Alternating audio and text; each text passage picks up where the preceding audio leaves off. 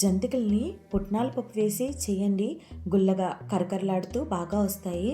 4 కప్పుల జల్లించిన బియ్యం పిండిలో 1 కప్పు పుట్నాల్ని, దీన్ని వేపిన శనగపప్పు అంటారు కదా, దాన్ని మెత్తగా మిక్సీ పట్టి జల్లించి బియ్యం పిండిలోని కలుపుకోవాలి.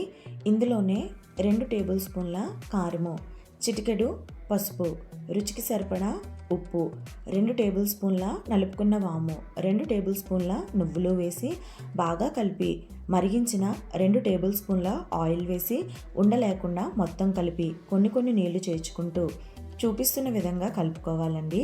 ఇప్పుడు దీన్ని జంతికలు చేసే గిద్దెకి ఆయిల్ రాసుకొని కొంచెం పిండిని తీసుకొని జంతికల్లాగా ఒత్తేసుకోవాలి.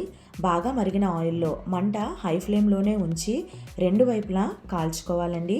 ఇవి మీకు కాలాయి అని తెలియడం కోసం గంటతో ఇలా తడితే సౌండ్ వస్తే ఫ్రై అయినట్టే, ఇంకా తీసేయడమేనండి.